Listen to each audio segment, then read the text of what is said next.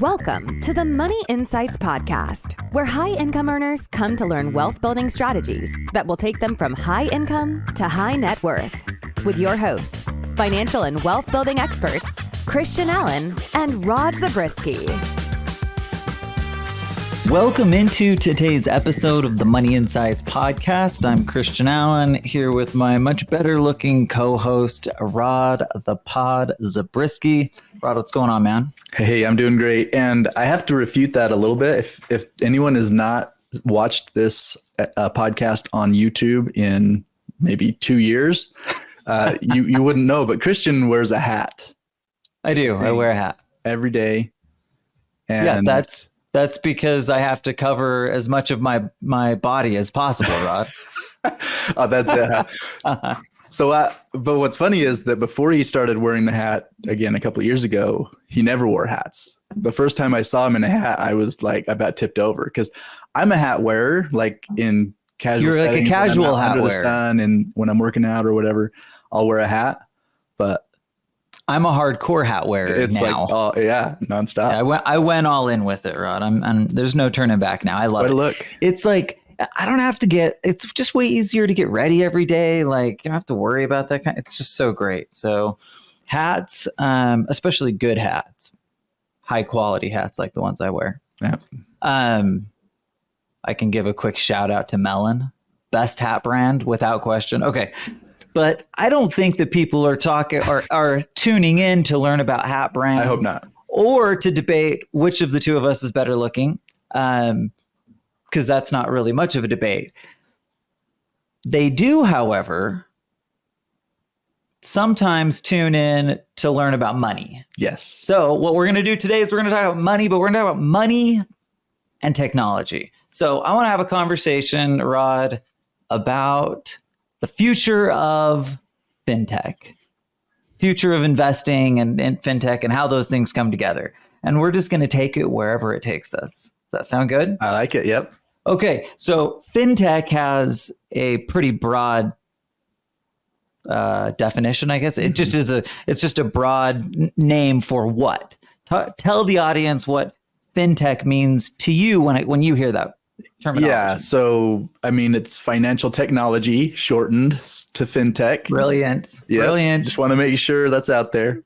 And I mean, really, it's like the merging of anything in the financial world with the evolution of the computer, right? And its abilities, what it can do.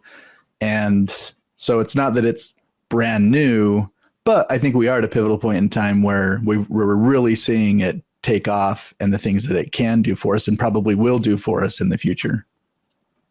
Okay, so maybe what we'll do, Rod, is we'll talk a little bit about some of the ways or some of the things that we see in the financial world that are integrating with technology, and maybe just like some of the impacts that those are having on investing. And we'll just keep it really authentic. We don't pretend to be experts in this space. I did read a handful of articles to just kind of get my bearings in place. Having said that, we are big believers in utilizing technology, right? So I think we've mentioned on the pod before that one of our strengths, one of our differentiators in the past has been utilizing technology to reach people in ways that most others weren't, right? Mm-hmm. So for the life insurance space specifically, where we draw most of our revenue, like in that world, people 10 years ago weren't working with people across the country. Yeah. And so for us, that ended up being a huge advantage in comparison to competition, right? So that's just one kind of example. Now, that's obviously not finance related specifically, but the concept is basically the same across the board, right? When now we get into the finance space, the question is, what are the things that are happening in the finance space that maybe I should be aware of or that have happened in the past that I might need to jump on board with? But here's my broad message, Rod, and I'm going to say this a couple of times. I 100% believe that being progressive as it relates to finance and technology is critical to having the most success possible, right? Like it's not that I don't think you can do the same old thing that you've done for the last 30 or 40 years and get a potentially even decent result. I just believe that by keeping up with the technology that's coming out, the opportunities that go along with that, because really the reason that they come out is because they generally solve a problem. Right. So if now we're solving a problem or coming up with some sort of solution, like the idea that I'm just going to push it out, not even check it out seems crazy to me, especially since we see technology advancing at just rapid paces across the board. Anyway, there's kind of my initial rant and thoughts on FinTech. Yeah. Well, I think it's an interesting comparison because at the time, again, 10 years ago, when we were starting to use technology more effectively in doing our business, there were a lot of people who said, well, you can't do it that way. You can't be on a phone call or on an internet meeting. It wasn't Zoom at the time. It was some WebEx. WebEx. Yeah. That's where we started. That's the one we started on, I think.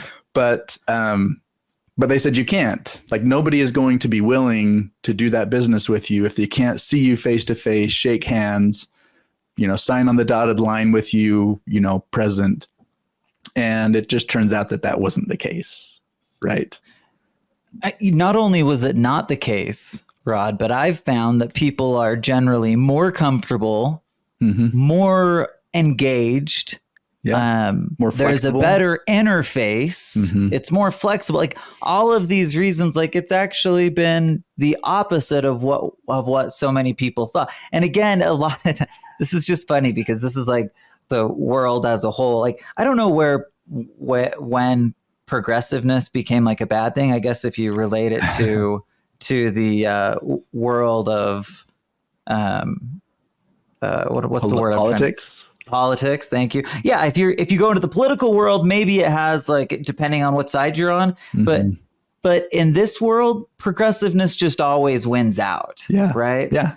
Well, and I think the reason why I think it's a really good comparison is because in the financial world, I think there are things that we just don't know can be done or could be done using technology or didn't know, right? Obviously, there have been advances that we've seen and lived through and now a lot of people use. But it's just a matter of getting creative, getting outside of the box of what you know now and thinking, oh, well, where can I take advantage of these things to better my own life and the things that I'm doing? Okay, so I think that what we should do as we should compare ourselves to a company, a business, right? Okay. So Rod, this is for you. This is going to be tough, but I want you to give me your honest feedback here, Rod. If you had to choose, would you prefer to be, let's say, Zoom or Facebook or Amazon, or would you prefer to be Toys R Us or Blockbuster or this is a tough one. Okay, but let's just say 15, 20 years ago, right? Like, obviously my point is that the same type of cycle tends to happen regardless, right? Like, things become outdated. And so now technology isn't the same as principles, right? There's principles that I think we all believe don't ever become outdated, that are just vital and important to success and so forth. But when it comes to technology and integrating the solutions and innovations that people come up with, that's a different story. Yeah. Well, and there are classic examples of companies who were forward thinking and made changes and are still around where all of their counterparts are not, right? So the Blockbusters and Toys R Us's are examples of companies that didn't make it, right? And this, again, is going back to my MBA days, and that was a little while ago. But at the time, the big one of the comparisons that stands out was film cameras changing to digital cameras, and there are companies that made that change and were actually defining that space, but they're old time companies, right? Like a Canon. Was around, is around, owns the space, but there are companies who didn't, right? So Same thing. Yeah. Same thing here. Yeah. So it's important that businesses evolve. It's important that we as people evolve. And certainly that's the case inside the fintech space. Yep. Again, you'll get left behind if you don't. Okay. So let's talk about a few specific items inside of the fintech world. I want to start by hitting on blockchain and cryptocurrencies. First, Rod, just again, we're not getting into the nitty gritty on these. We're just going to talk about some of our thoughts as it relates to how that has changed the investing framework that just we as people have in general. So first, though, got to make sure we don't take things for granted. What is blockchain and cryptocurrency?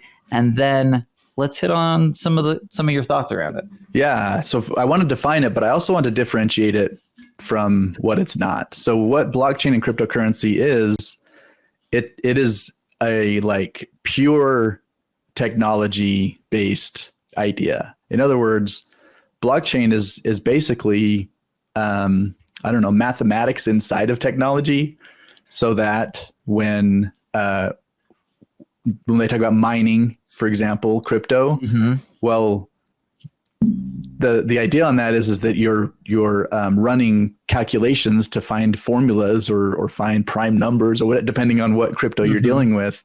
And again, that's in its purest sense. So what I want to differentiate that from is you also have what they call digital currency, right? CBDCs, where countries are introducing a digital form of their currency.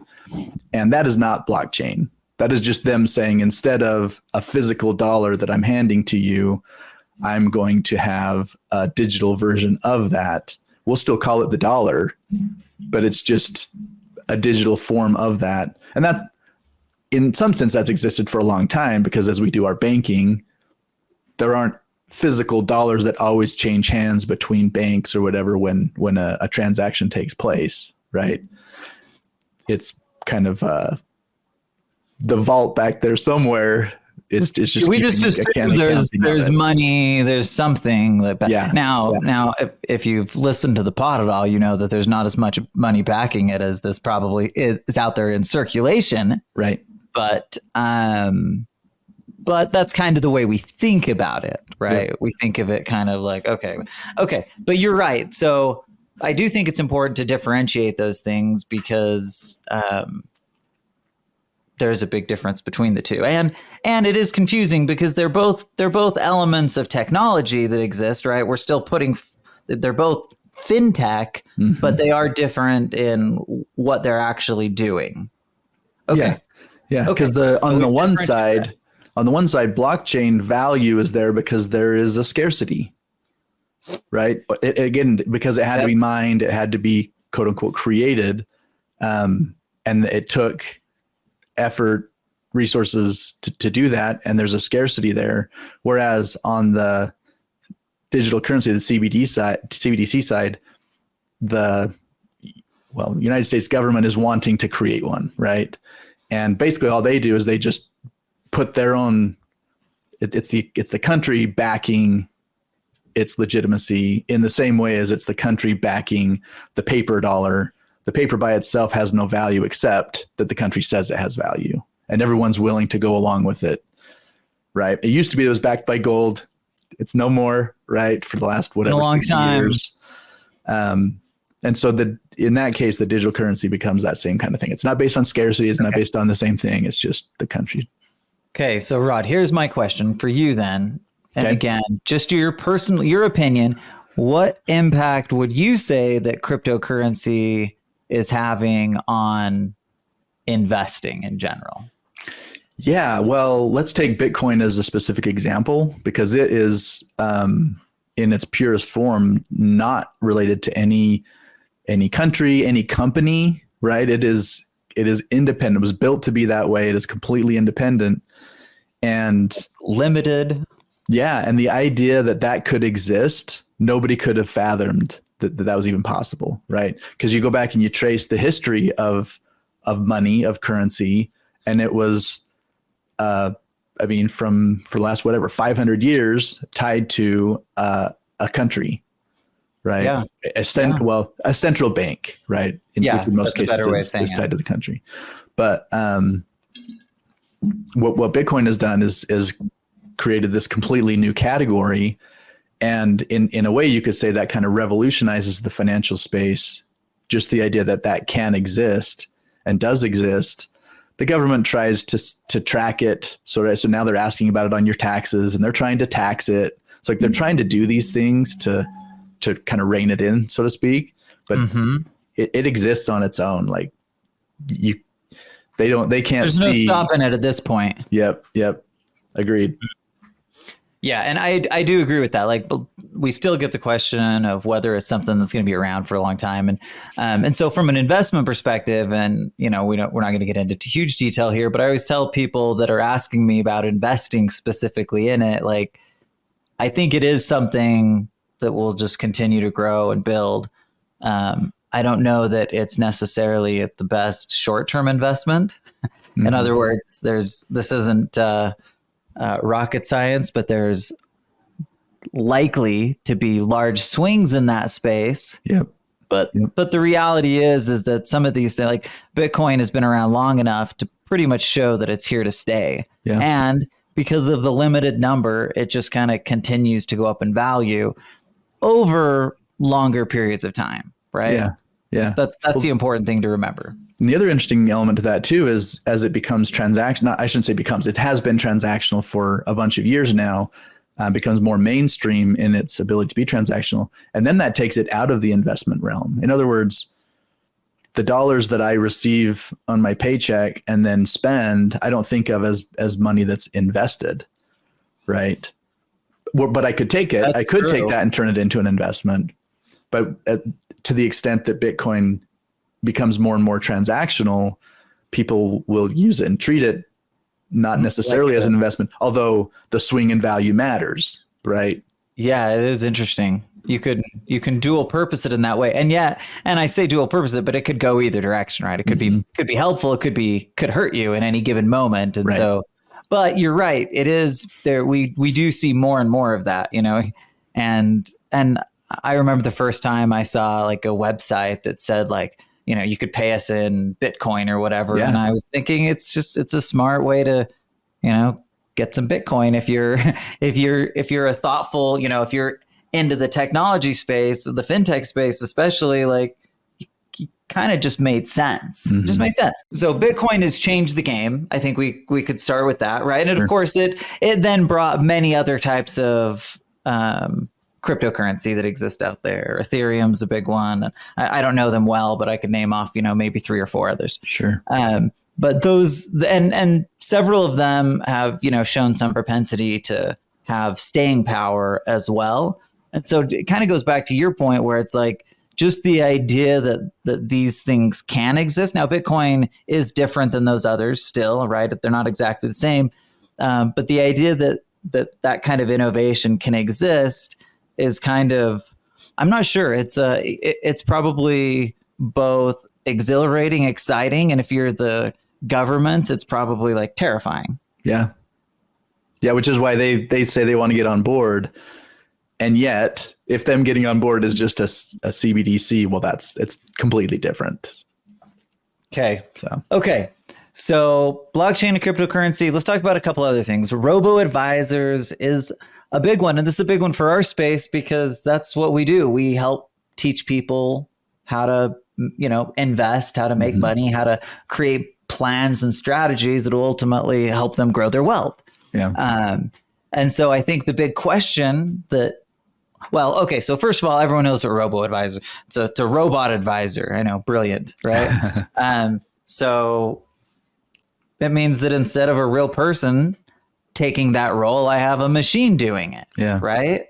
And I guess the question is, and maybe we'll start here, and I'll let you go first, Rod, but what the question is, what would be the advantage of having a robo-advisor over a personal, like over an individual like you or I?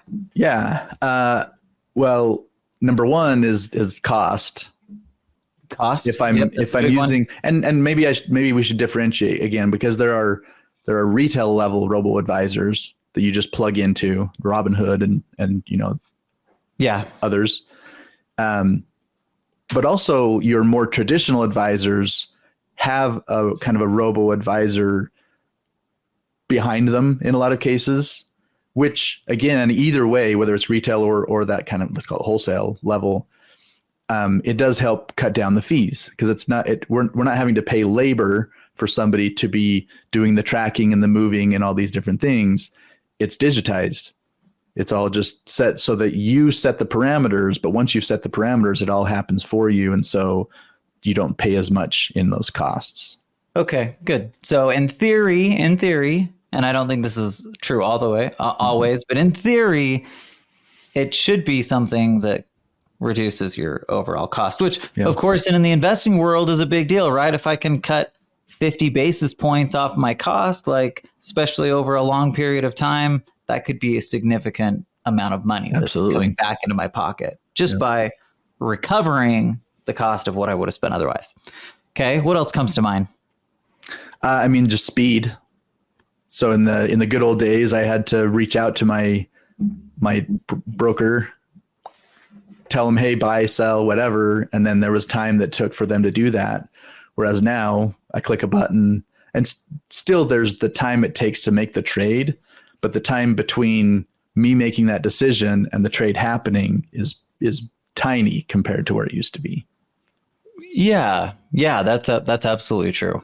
The couple of things that are coming to my mind, and I'm thinking probably like less in that. I'm thinking more in the idea that's like an advisory role, like helping me create a strategy or a plan. And they exist in multiple forms, right? So a robo-advisor, they probably are more typically thought of as, instead of, I'm calling in to make a trade and they're the ones that help me do it rather than an actual person. Yeah. And in my head, I'm kind of moving toward that more holistic idea, which I think is becoming more and more prevalent today. Like you could literally get a financial plan created for you by a robo-advisor, right? And when I think about advantages to that, knowledge, right? Like as wise and smart as like an old savvy, longtime veteran planner is, they don't have the bandwidth to have the same capacity of knowledge. Emotion and biases, right? Yep. Those are things that we can probably avoid by using a robo-advisor. So like all four of those things, and I'm sure there's others as well, but those are some of the things that kind of come to my mind as reasons that someone would say, hey, I might tend to lean more toward that direction than working with an individual. And again, like I think about, so you go back to cost.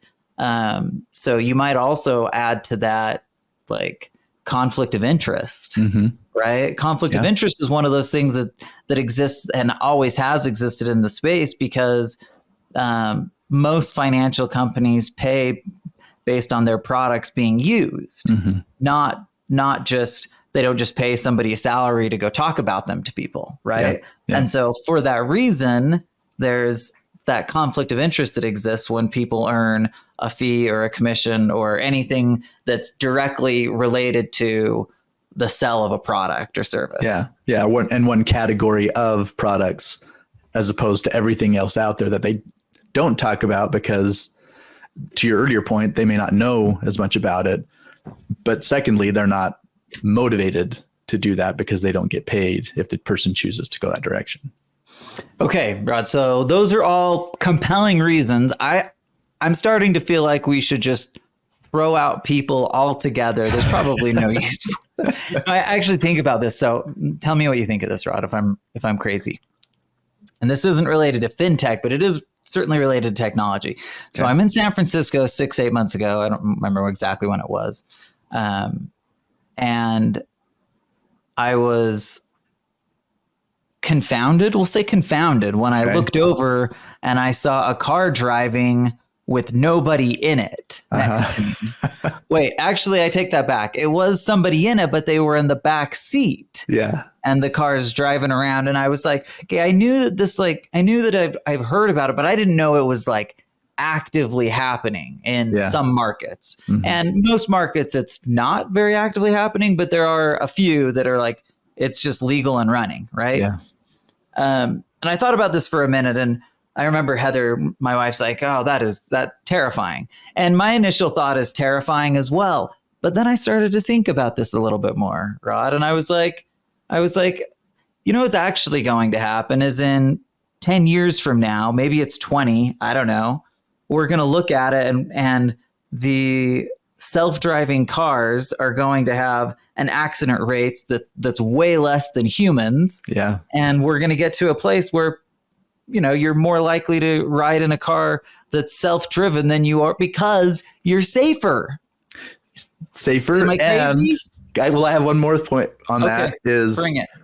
And I'll go back a little more on the technology side. When self-checkout came out, I was in love immediately.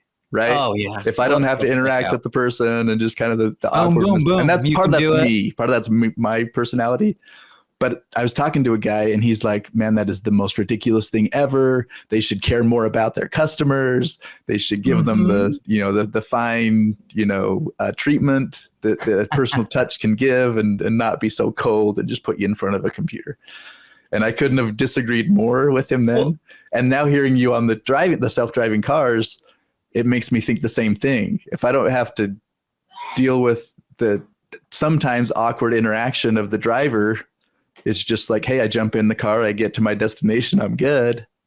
Okay, Rod, but better yet, you don't even have to deal with your own driving.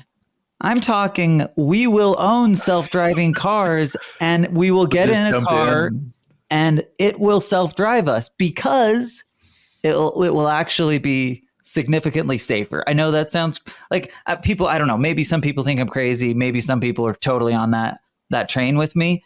But just because of the way technology works, like if you can take out human error, right? Yeah. Which is obviously a big component of the accidents in the road. Like that's it. Yeah. Well, it's not that we'll be free of accidents. Right. But I actually think that they'll be like dramatically reduced. I agree.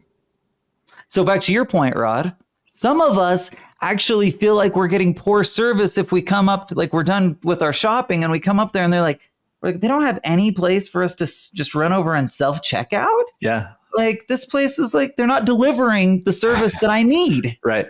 Do you know what I mean? Yep. Anyway, I totally agree.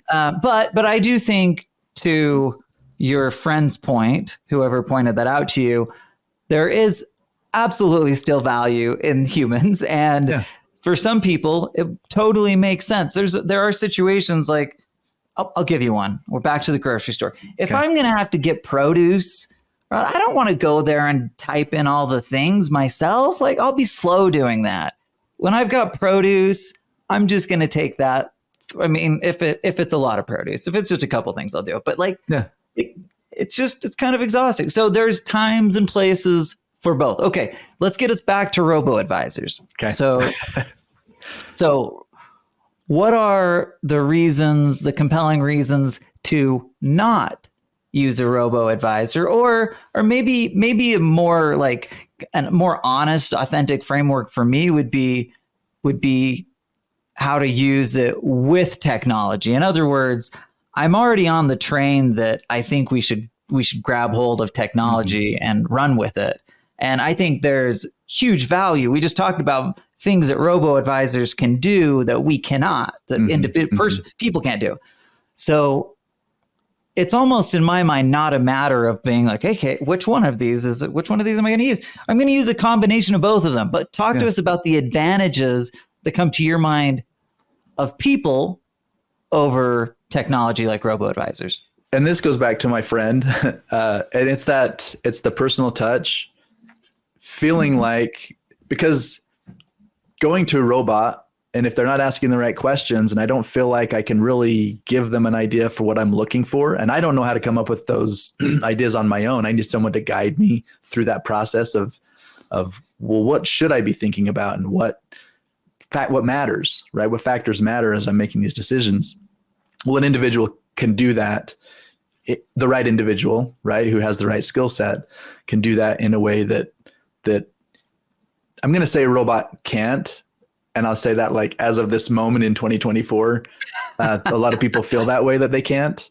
And yet the fact is that they they can and or can be made to do all of that, right? It's just a matter of if the tool is built correctly, it can do those things. But still, just that personal touch part of it, I think is yeah. And I think I mentioned emotion, right? Like Yep. experience is something too that comes with like there just is a difference. Like, let's say that I'm talking to somebody who has had a previous bad experience, and there's no question that's quantifying previous bad experiences with my robo-advisor. Maybe there is, right? Again, to your point, like you could probably create something if you knew all of the right questions to ask. But sometimes it's about being in the moment and understanding what to ask at the right time, right? Yeah. So to your point, I think that there's value in experience. And then the other thing I would say is like innovation will take into. Okay, so innovation usually comes from people first. It comes from people first, and then it goes to technology. So like there is an element to an individual's innovative ideas, thoughts, like those kinds of things that can't naturally be put into the technology world. Mm-hmm. What would happen is let's say that I have a new strategic idea that could be strong for investing. And let's say it's not technology related, it's strategy related, right? Maybe it's tax related. Yeah. Well, what happens then is that robo-advisor's going to have to wait until it becomes like public knowledge in order to have access to that. So, so while we think of innovation and technology always on the side of robo-advisors, there's probably situations where I can actually get to unique, innovative strategies faster, use it with an individual who's got their, maybe, again, I'm thinking about a tax expert who really has their pulse on what's happening right then and there. Probably hard to duplicate that, at least today, with a robo-advisor. So anyway, personal touch is probably the biggest thing. And then I would just say like relationship, right? Like relationships are real. They make us feel something. So one of the philosophies that we have at Money Insights is to always make sure our clients and prospects feel comfortable with us, right? And try to never do anything that would create discomfort or make them feel pressure. Well, there's an element to just individuals being able to kind of have a philosophy and build a relationship and a rapport to where when you're working with people, they feel more at ease, right? They're actually creating peace of mind. So I don't mean to brag, Rod, but older women love me. I don't know why it is. They just do. I can back that up, by the way. I've seen it. Okay, so I think I told Heather this like years ago, and I'm telling you, it just like it's more and more. I was at the airport. This is just the other day, right? I'm going from Hawaii, from Maui to the Big Island, and I kid you not, this old lady, like I'm stretching a little. She comes and she grabs my foot, and this turned into like a 5 to 7 minute like chummy interaction that ended in a hug. Yeah. Old ladies I shouldn't say old ladies. Like older ladies love me, Rod. I don't know what it is. Anyway, here's my point. And have for a long time, by the way. Even when Christian was a young buck. I know. I don't know what to say. But you were going there's something to be said for relationships. Yeah. Right. That's it. And really feeling at ease with somebody, right? I'm thinking about clients that we've had, like we used to do a lot of work and obviously we do a lot of work in life insurance. We used to do a lot of work in like the retirement income space. We still do some of that, but it's not as much our bread and butter. But I think about that and like people are worried about when they're going to run out of money in these kind of elements. And it's like, yeah, they can type in XYZ into a computer and it can say things are going to work out great, but they're just, that's sometimes just not enough. And so, we have clients who are older who genuinely need and get value from having the peace of mind that comes with somebody actually sitting in front of them, helping them get the information in their way, right? Instead of just one way, they're getting it hopefully in their way. So anyway, those are some of the things. And by the way, I don't think that human interaction as it relates to financial planning is going anywhere anytime soon. I feel like it's most likely to be an integration of both. And really, the advisors that are going to be the most successful will be the ones that take the technology, utilize it as efficiently and effectively as possible, and they combine it with their personal skill set and specialized knowledge. Yeah. If they're not doing that now, I would question. Yeah, hopefully everybody's doing that. But yeah. Okay, Rod, the last thing I want to hit on before we close up is I want to talk about AI and the impact that AI has on investing. So kick us off. I want to hear your thoughts, and then I'll share some of the things that are going through my head. Well, at the beginning, like at the outset, AI can replace everything we just talked about with that human interaction, right? The smarter it gets, and again, I'm going to say I don't know that it's there yet today because I'm no expert in that space, but I do believe that it can get to a place where it does provide all of those things that you just talked about in terms of even an emotional connection, right? Because the intelligence behind it provides for that, right? In other words, the AI is smart on how humans are, how they interact, what they need, how their needs are evolving, and it can sense that and roll with that, right? So I guess my big point is that at least initially, I always thought of AI as like, oh, it can know the dictionary, it can know the encyclopedia, it can know all of these things and provide me with more information, and that's true. But I also think that there's the other part of it it's becoming smart on. It can learn principles. It can learn how to adapt. It can learn how to do a lot of those things. And I think those are all things that it can do right now. So I always use the latest and greatest version of ChatGPT for things, and it still has limitations without question, right? Yep. So it does have some of those elements that exist with it, but it also has limitations. And so when you're talking about that element, specifically the element of like the emotion, the ability to adapt and innovate, those kinds of things, I think that it will continue to get better and better. There's just no question about that. And again, if we're thoughtful, like if we're smart, we'll utilize those things the best we can and still use our strengths. So, do you know what I just realized? What? I think I realized that I was influenced in what I just said by Big Hero 6.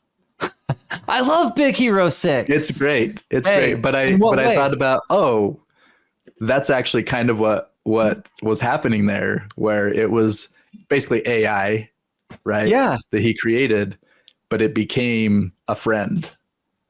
Right. Yeah, that's true. So, You're right. Anyway. You're right. Man. That's a good one, Rod. I like it. And I love Big Hero 6. It's a great one. And in fact, Rod, that when I went to San Francisco, one of the other things I saw was a real life version of the character on Big Hero 6 who flies around with that just on two wheels, like just stands, but is on two wheels. I saw this person going, I had to have been 70 miles an hour. Wow, really? On just standing on, I was just like, holy Moses. It's like, where am I? Anyway. That's great. I guess that's why San Francisco gets, is known as the tech capital. Yep. Okay. So back to a couple thoughts on AI and then we'll close this up. So, I think AI is going to continue to have a huge impact on investing. I think it's the area that we haven't touched much on is like if you went into like stock picking, if you went into like picking investment elections and things like that.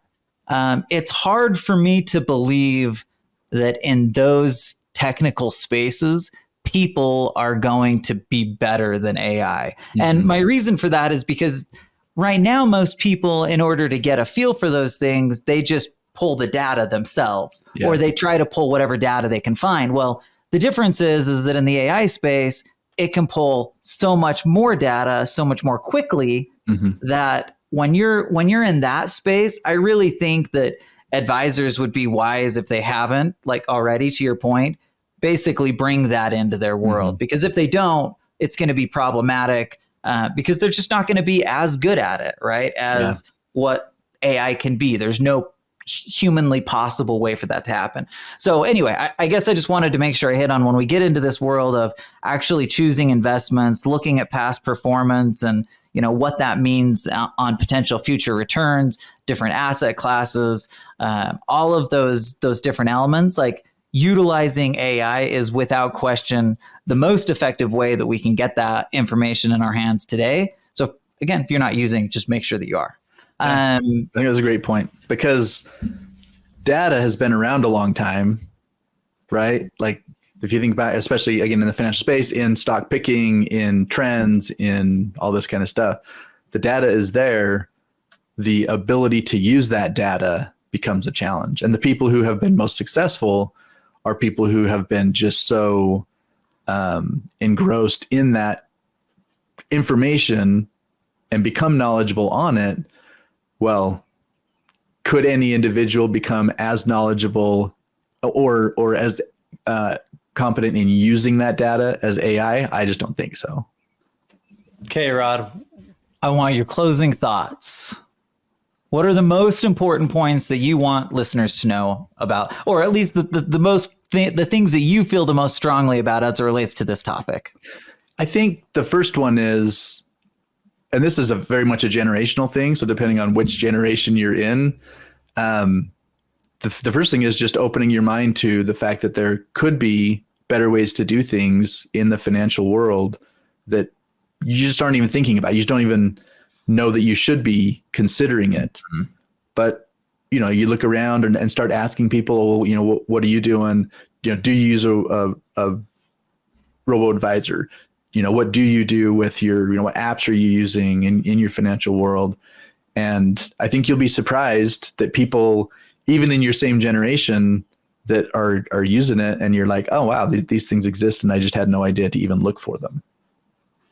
You use what you use, right? So I'm not saying that I don't use any technology, but if I took my own advice and started asking people, I'll find a whole bunch of things out there that I just didn't even realize existed or are much better than the things that I'm using now. I agree. So the moral of the story is embrace technology where it makes sense. Okay, this has been fun, man. Thanks for having the conversation. Thanks everybody for listening, and we'll see you next week. Thank you for listening to the Money Insights podcast. To learn more about the financial and business strategies discussed in this show, please visit moneyinsights.net. The views and opinions expressed on the Money Insights podcast are not intended to be individual financial, tax, or legal advice. Always consult with the appropriate advisor before making financial decisions. And if you're enjoying the show, please feel free to rate, subscribe, and leave a review wherever you listen to your podcasts. This will help others find the show and learn wealth-building strategies for themselves. Thanks again for tuning in, and we'll catch you in the next episode.